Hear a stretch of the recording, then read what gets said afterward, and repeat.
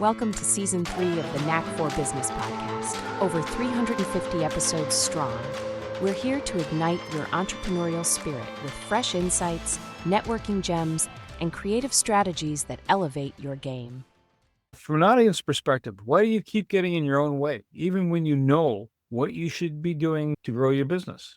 How our own thinking patterns can sabotage progress, and more importantly, how to shift out of survival mode into a more resourceful, focused, and collaborative mindset.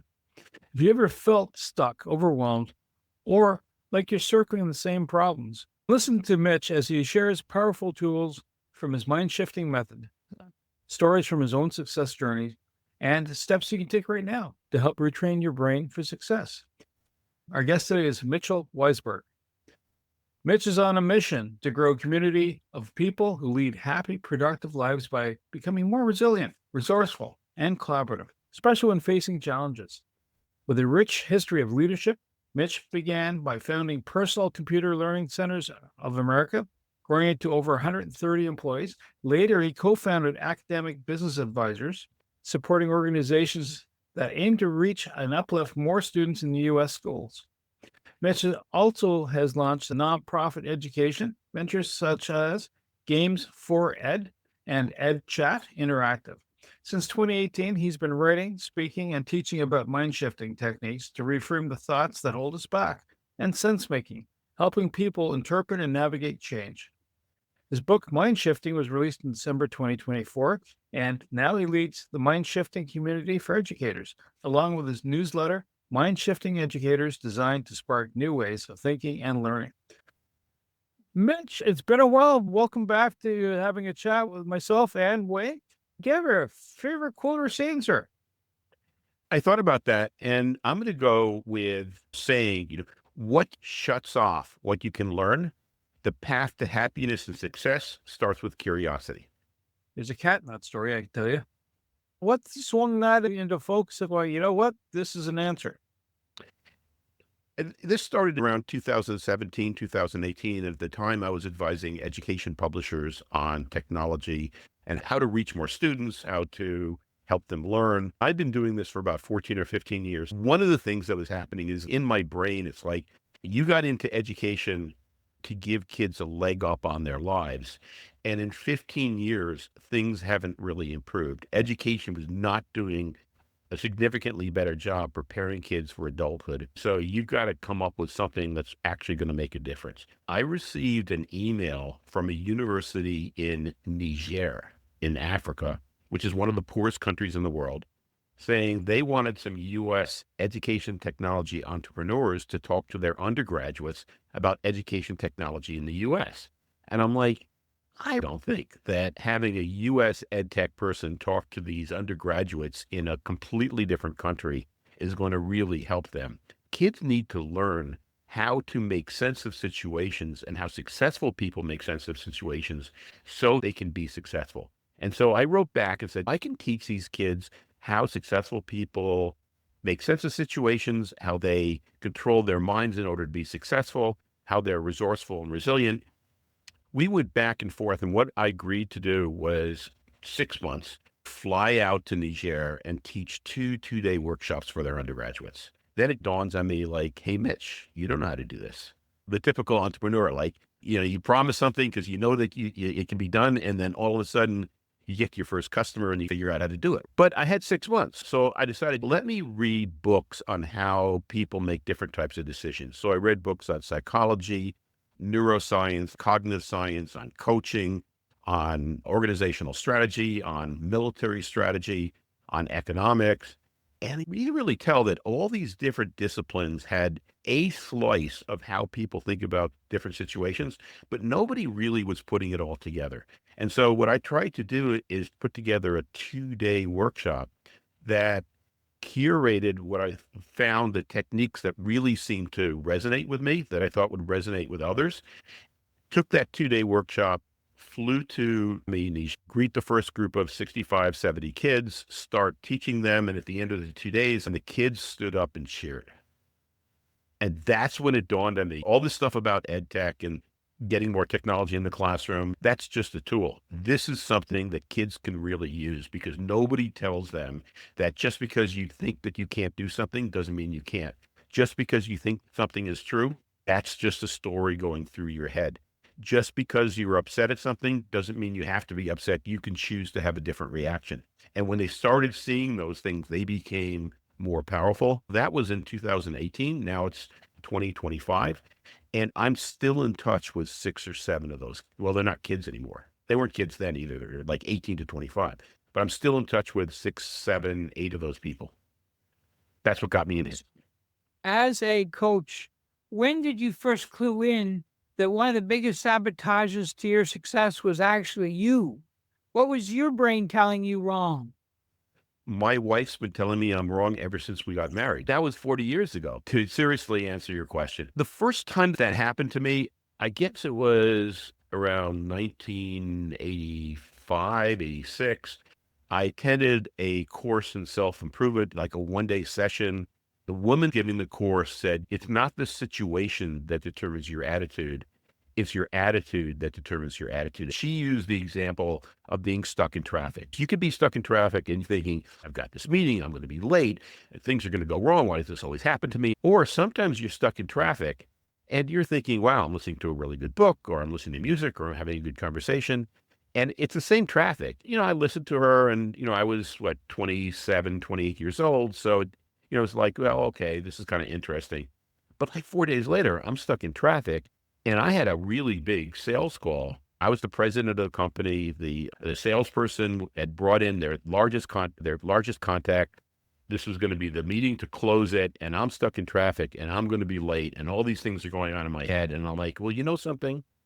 I'm going to use what she said. So I called the salesperson and she's like, well, Mitch, I can handle this. I just thought it'd be kind of cool if you were there too. But, I can close this on my own. And so kind of relaxed and listen to music. And it turns out I got there in time for the meeting anyhow, and we closed the business and everything. But that was the thing that really convinced me, you know something?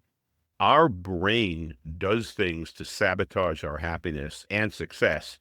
And when we realize that, we can change it.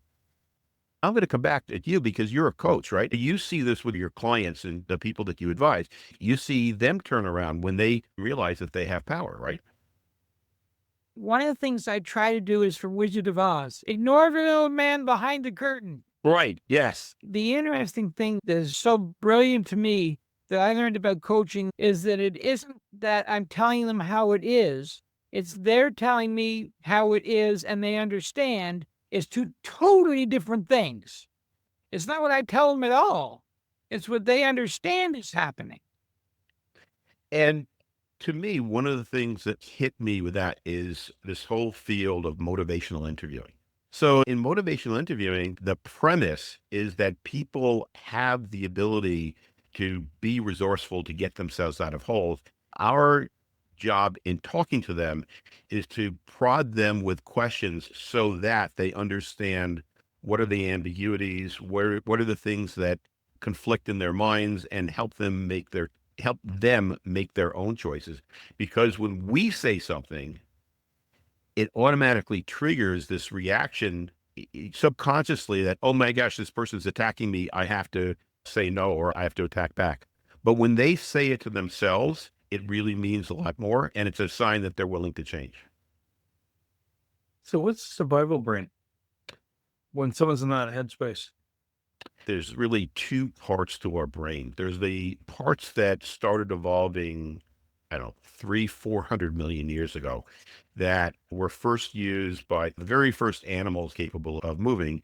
And we generally call those parts of the brain our limbic system. The purpose of our limbic system is basically survival. We have to move, assess whether something is dangerous, take action, and take in information really quickly, not having the full story, come up with something to do, and then do it in order to survive. And then somewhere around 100 million years ago, towards the beginning of the first mammals, we started developing another part of the brain, the prefrontal cortex. In the prefrontal cortex, that's where we have resourcefulness. That's where we have empathy. That's where we have executive function. And one of the issues is that survival parts of the brain wakes up from some stimulus in like 2/100ths of a second, whereas the prefrontal cortex wakes up in 2 to 3 seconds.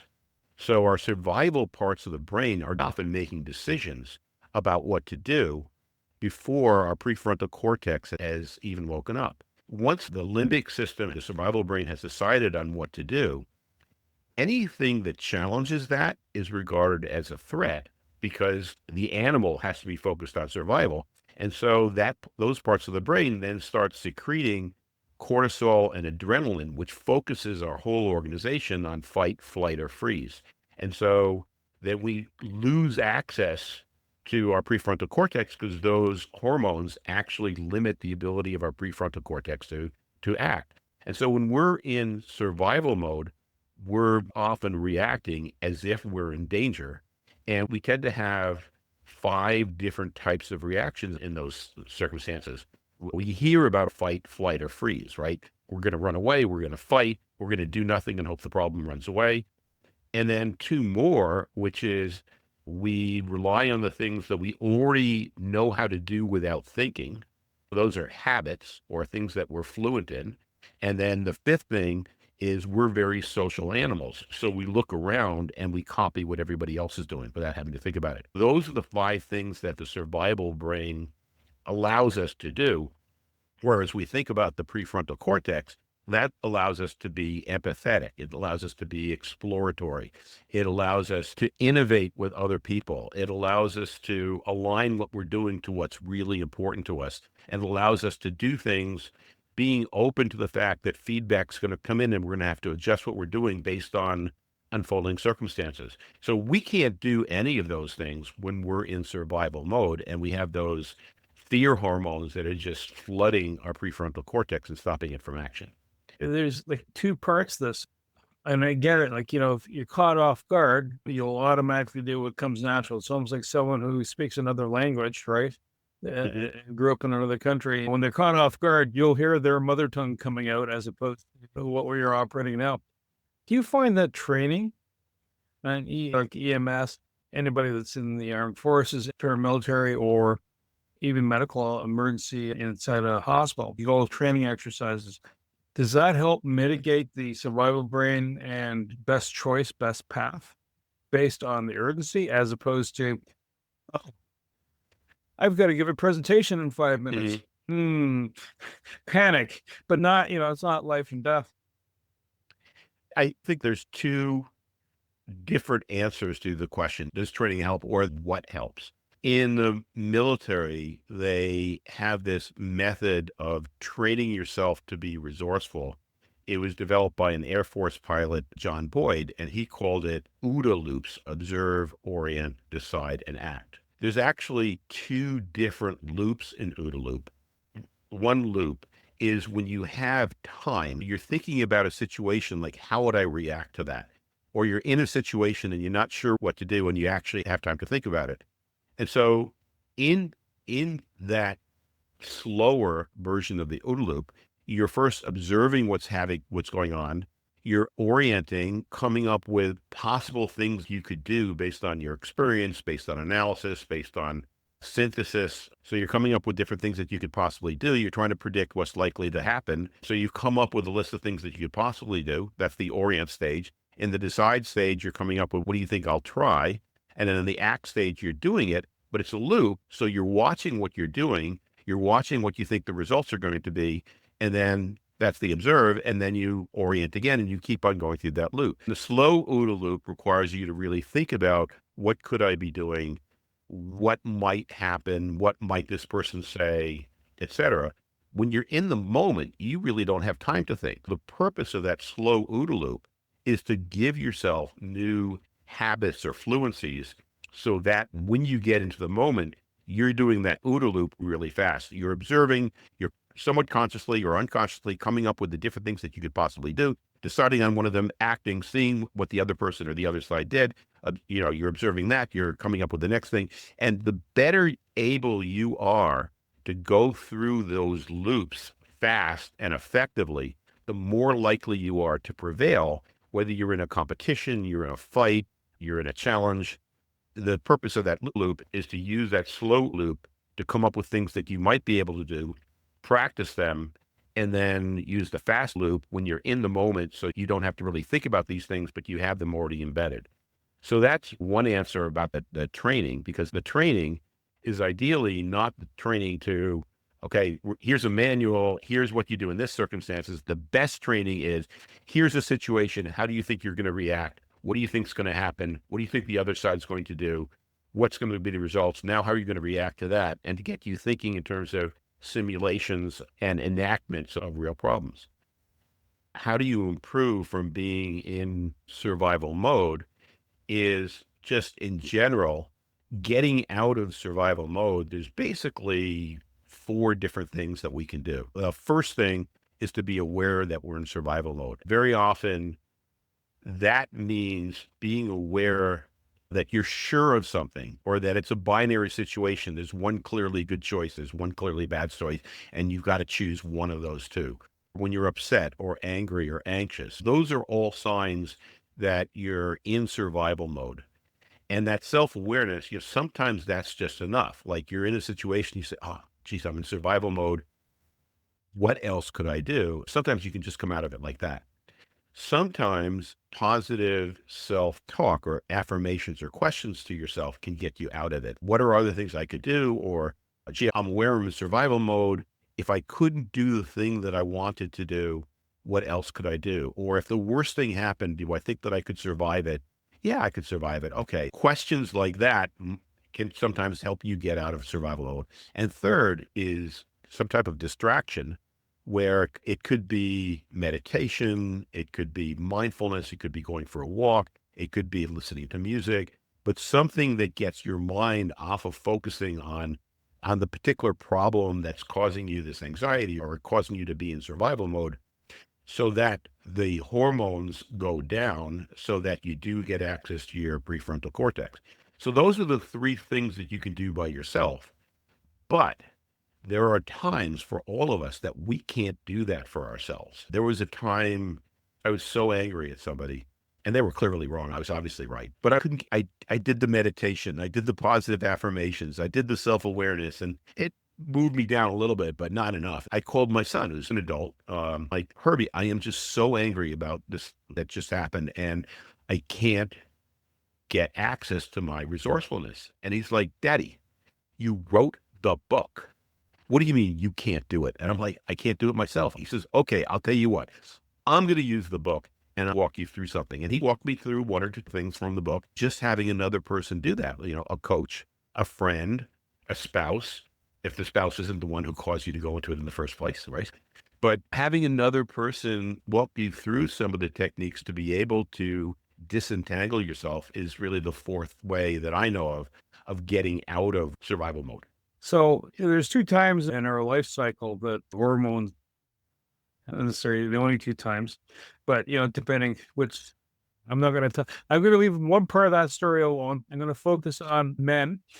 There's typically 2 times where the hormones, the wrong head's thinking, usually in the teen or when they go in midlife crisis mode.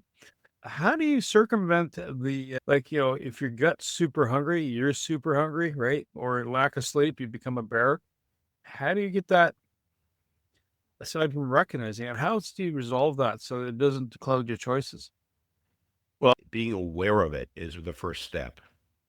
Theoretically, you could talk to yourself or distract yourself. If you can access what you would really like to happen, very often it's like, well, what would I ideally like to happen over the course of the next few months or the next week as a result of this? And that then sometimes causes you to jump out of the moment and to be able to access those resourceful parts, which then quiet the hormones. And then I had another one that I was thinking of and it just flew off, but it's basically thinking of what you would most like, or saying, something, I'm really upset with this person. I disagree with everything that this person is saying and my hormones are flying. What if I talk to this person and instead of trying to judge what they're saying, what if my only purpose in talking to them is to see if we can come up with a connection? And so I'm going to just deal my questions with, asking questions of this other person to have them explain themselves and talk about things they feel about one side or another. I'm just going to see if we can have a connection. That's another way of de-stressing yourself. I also talk in the book about stress, which encourages the production of those hormones. I talked about three different types of stress. What we think of stress is what I would call these three different types of stress, distress. This is an event that causes us to feel stressed. There are also stressors that motivate us. If we're playing a game and we think that the other person is a little bit better than us, or we really want to beat them, and we're having fun, it's not like we then say, oh my gosh, I don't know what to do because this just happened. We think, oh my gosh, this happened. I wonder what I could respond. And that motivates us to do better. I would call that eustress in a large number of cases. Whether you regard something as distress or eustress is in your head.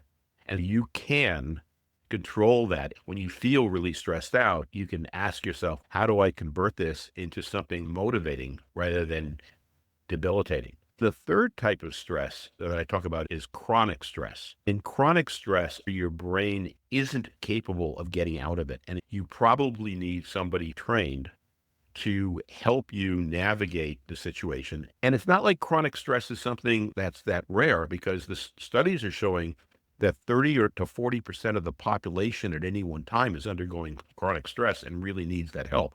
So a lot of the people we're dealing with are in chronic stress, and we can say something that seems very innocuous, and just because they're under chronic stress, it triggers them like that, and they can't help but react in a survival fight flight mode. So I'd say realization, trying to convert what's stressing us out into eustress, and understanding that if we've got like 5 or 6 things that are all hitting us at once and we're chronically depressed or we're in some type of chronic stress, then we need somebody professional to help us smooth it out, because that's really above our ability to do it for ourselves. Your first business trained hundreds of thousands of people, which is pretty cool. How much of that has reflected in your mindset business model? Did anything shock you? Did you have, where now I know exactly what not to do? So the first question is, what have I carried over from that first business? In that first business, we taught people how to use computers. That's, I was initially going to business school and working, and I bought an Apple II Plus computer. This is 1981. And I bought the very first spreadsheet program, VisiCalc. I was doing my homework in business school in less than a third the time of anybody else in my class, because at that time, you were manually calculating every single calculation. You were handwriting your papers. Maybe you typed them out at some point, but it's not like you could type them out and just move a paragraph. If you needed to move a paragraph, you had to retype those pages. And I was using WordStars as a word processor. And I'm telling my dad about that. And this guy jumps out and says, we're on the train. The guy says, all I want to do is I want to do cash flow analysis. Can you just show me how to do a cash flow analysis? I have no idea how to do it on a computer. So I started showing him. And what I came up with based on those is that if you give people like graduated difficulty in problems, and they start off and kind of understand, oh, here's a problem that I face, I need to learn some techniques on how to do that. If you could impart those techniques in a relatively short amount of time, give them a chance to practice, and then give them a more difficult problem to solve, that was a really good way of teaching. So that method of teaching and designing instructional materials, which we called at the time need concept keystroke.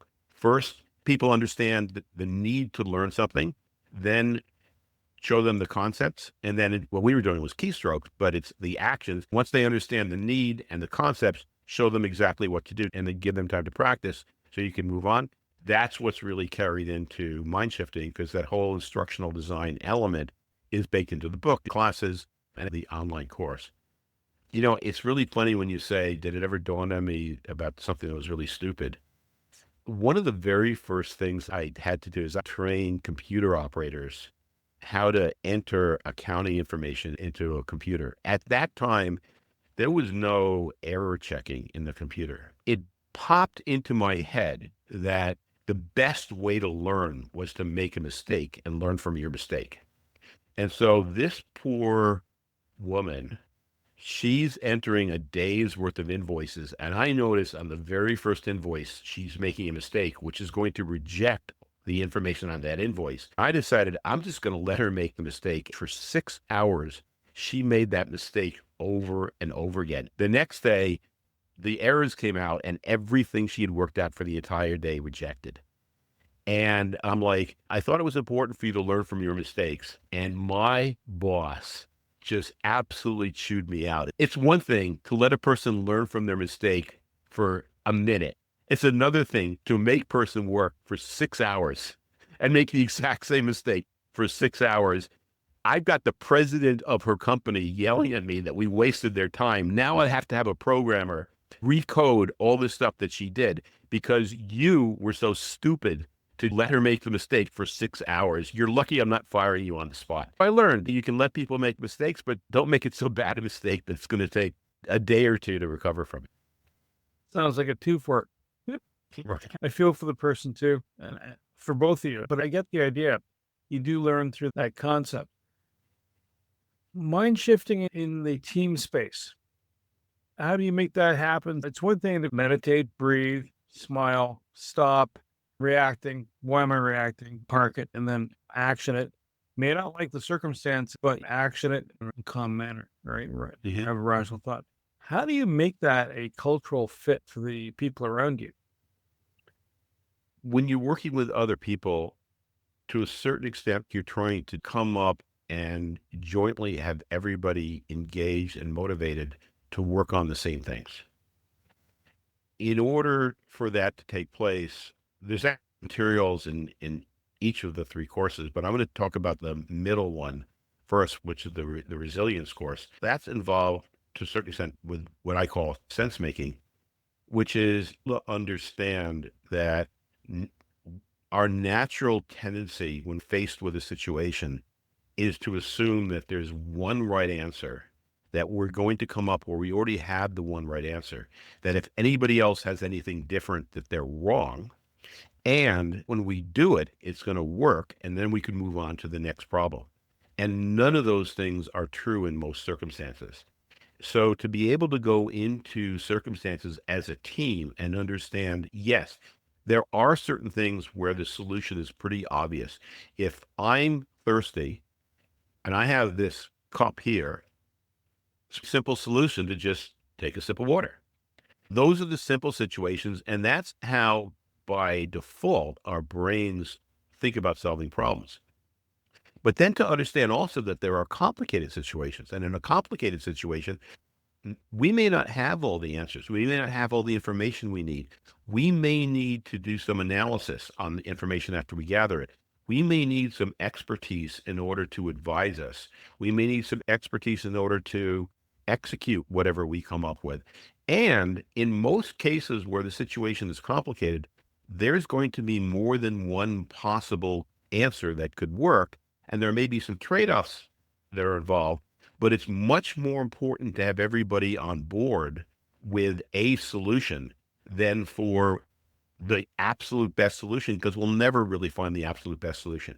So if you think about problem solving, when we go into let's say if we wanted to design a school or a building, and we talk to 6 different architects, and if those architects are well trained, they would come up with 6 different drawings, and every drawing would be different. But it wouldn't matter that much. Whichever architect we went to, we would probably get a building that met our needs.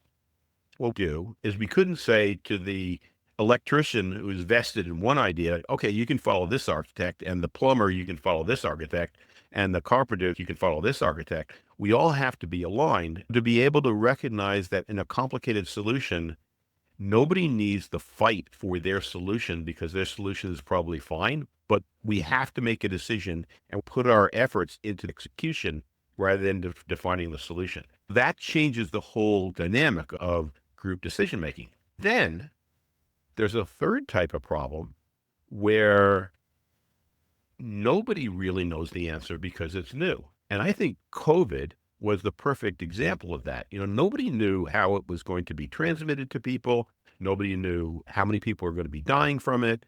Nobody knew how fast it was going to spread. All these questions nobody really knew.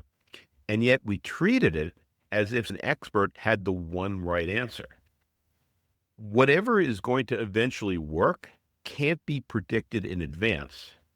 It can only be seen in hindsight. Like in hindsight, we could say, oh, yeah, we knew this was going to work, but we never knew it was going to work until something actually worked. In those complex situations, having an expert run the decision making is probably the worst thing you can do, because an expert is a person vested and trained in a particular way of solving a problem. Every problem then becomes a nail so that their hammer is going to work. Another aspect of complex situations is that we have to go into the situations understanding we're going to be trying different things. Whatever we try is probably not going to solve the problem, but it's going to give us information, and we can use that information to adjust and come up with the next thing to try. If we go into problems as a group and understand that these are complex situations, it's no longer like, I think we should do this solution and anything else is wrong. It's like, what are a couple things that we can try that aren't going to really hurt us, that could give us really good information that we can then use and adjust? Aligning teams about whether a problem is simple, that there really is a clear one solution, or whether they're complex, meaning that there could be multiple solutions, but we may need more data, we may need analysis, we need expertise, or it's a complex situation, which means that nobody really knows what's going to work. And so we have to come up with probes or experiments to try in order to get information. And then there's situations where we're in danger. And in those situations, what we have to do is we have to figure out, how to get safe first. And there are people who are incredibly capable at convincing us that we're in those chaotic, urgent situations, even when we're not. And to be able to have the group start recognizing, wait a minute, just because this person says, this is an immediate problem and we have to do it this way, and I'm the person who's going to help you solve the problem, to be able to step back and say, who says that this is something that's urgent, that we have to take action right away? Why don't we just think about it? Or maybe this is an emergency situation. Let's do something. The house is on fire. We got to get out of the house. And we can't worry about how we're going to fireproof the house for the next time. First, we have to get out of the house. Then we have to get the fire put out. Then we can think about what to do in the long term. Getting teams to recognize those different parts of the situation changes the whole dynamic of decision making and allows you to align the team around whatever the solutions are that you're enacting. Conflict. When it is a useful collaborative tool and when it is a train wreck? The simple answer is that if you're in a fight with your spouse, the collaborative tool is to do what your spouse says, and then it won't be a train wreck. In conflict, I think a lot of the conflict is understanding that there's more than one way to solve conflicts. And I'm a big advocate of I think it's a Thomas Kilmann conflict resolution instrument, which helps you define how you go about solving problems. In that problem-solving model, there's 5 different ways to solve problems. Without thinking about it, we tend to gravitate to one way, but understanding that there's 5 different ways of solving problems allows us to take a look at a situation and say, well, something in this case, I need to get my suggestion through to everybody. In this case, what's most important is that we collaborate. Let's come up with a way of compromising. Something, why don't I accommodate and let this person take charge? Or in this case, this person is never going to come along with what the rest of the group wants to do. Let's come up with a way of avoiding dealing with this conflict with this person. One way is understanding those 5 different methods of solving conflict. If we're going to collaborate, which is if we're going to come up with possible solutions that are going to be beneficial to all parties, and solutions that are likely better than any one of us could come up with, in order for that to take place, all the parties have to be in this prefrontal cortex resourceful mode, because you can't have one party in fight or flight mode and another party trying to be resourceful. The person who's in fight or flight mode is going to take any signs of openings as signs of weakness, not as signs of trying to come up with a better solution. And so using techniques to make sure you are in resourceful mode, even when the other person is saying or doing things which would ordinarily trigger you, allows you to then move the conflict forward. You still could decide that you need to dictate what has to be done or that you're going to accommodate. But if you can ask questions to get the other person into a collaborative mode, if you can first exhibit some type of empathy, which could start a conversation about things interesting to the other person. Maybe it's things that have nothing to do with the problem at all. Like if the person is really interested in golf, maybe you start talking about golf with the person and you establish a connection. Once you've had the connection with that person, you can start moving towards the actual problem. And instead of offering solutions, talk about what goals are. Now, somebody's initial goal is probably going to be the solution that they came up with. So it's like, well, what do you aim to do? Well, I aim to get started on this project by doing so-and-so tomorrow. That's not the person's goal. What's the advantage of doing that for you? What's the benefit to you of that? Until you really get the person to the point where they're talking about what they really need. And so you move that person from, I have to do this, to, I would like this to happen. And maybe there are multiple ways of that happening. And then you can also let them know what's important to you and come up with ways that both your needs get satisfied. Those are some of the techniques that I would advocate for. Wow, it sounds like hostage negotiation and a few other things, or just negotiations in general. Sales, it's at what we do in sales. How do people take their clients out on golf outings to establish rapport so that by the 15th or 16th hole, you're saying, wow, isn't this fun? We play golf. And by the way, I was thinking about your issue about so-and-so, and you start leading them into some decision. So it's in sales, it's in management, it's in teaching, it's in hostage negotiation. It's really any time where we think what somebody would naturally do may not be in their best interest, and we want to help them come up with better strategies. You have a couple of books that are out, one that's coming up. Tell us about the books and where we can get them. So the first book is out, and that's MindShifting, Stop Your Brain from Sabotaging Your Happiness and Success. And that book is available on Amazon, and you can get it print or Kindle or Audible. And that book is about the resourceful step of mind shifting. So I think of mind shifting as three different steps. One is being resourceful, which is being able to access those sage or resourceful parts of your own brain and to recognize when other people aren't resourceful and maybe a few things to help them. That book is out. The second element in mind shifting, which will actually be the third book, is how do we react to situations, where I was talking about the simple situations, complicated, complex, and urgent situations. That will actually end up being the third book. That won't be out for another year and a half. But the second book, which is kind of the third element when I think of mind shifting, is that conflict and collaboration. That book will be out by the end of October, maybe earlier. I've been through 4 edits of that book so far. On Monday, I'm handing it over to a professional editor. It's a straight shot to eventually getting that book published. And that book will also be available on Amazon. And that's dealing with the 5 different styles of handling conflict. There's a lot in that book about how do you reach rapport with people? How do you use motivational interviewing when you're managing people or teaching people or selling to people? How do you use nonviolent communications?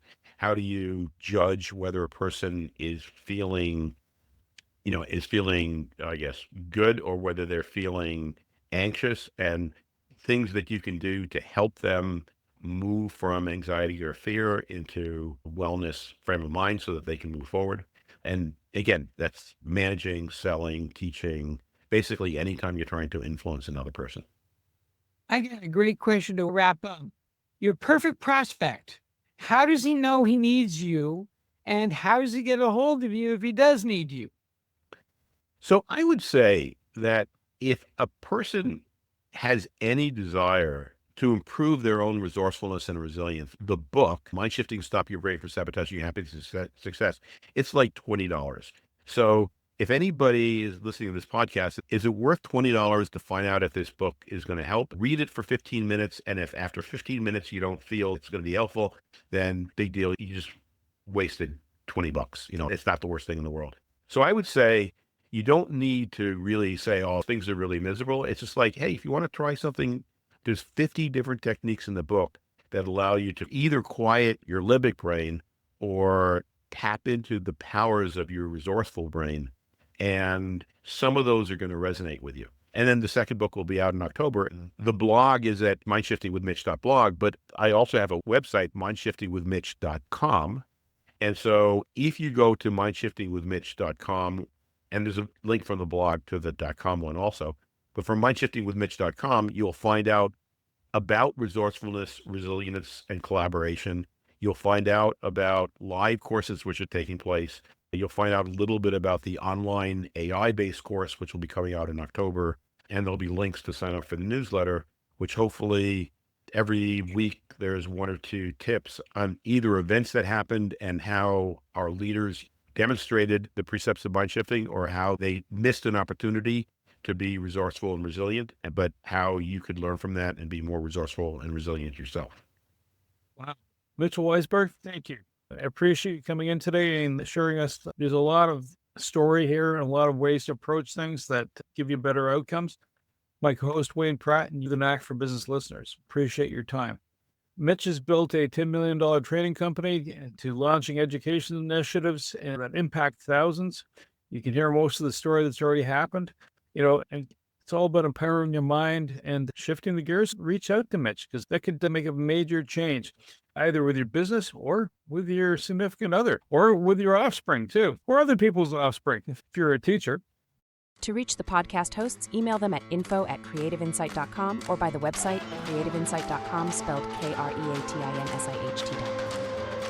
To reach Wayne at his email, wayne@motive8u.ca, that is MOTIVE, the numeral 8 and the letter u.ca, or his website, motive8u.ca. If you would like to be a guest on this podcast and share your knowledge, let us know. We would also appreciate your feedback on the content or format. Check the show notes for more details. For these podcasts, we like to acknowledge the support and thanks to the following people: Carl Richards from Podcast Solutions Made Simple, a renowned podcast expert; Fred Crouch, who is the Property Wizard podcaster, where Bernie is a co-host; Jovan Strika from At Hive, a co-working space that is more than just a space; then Melanie Weber, Bernie's invaluable business partner; and Wayne Pratt from Motivate You Inc., who serves as both a coach and co-host of these podcasts. Disclaimer: please note that the Knack for Business podcast episodes are meant solely for educational and general informational purposes. The information and opinions contained within are not intended to be professional advice on any subject matter. The thoughts, views, and opinions expressed by the participants are their own personal beliefs and do not represent the views of the podcast hosts or any affiliated organizations. It is important to note that this podcast is not a replacement for consulting with certified experts in your area who possess knowledge of your unique situation.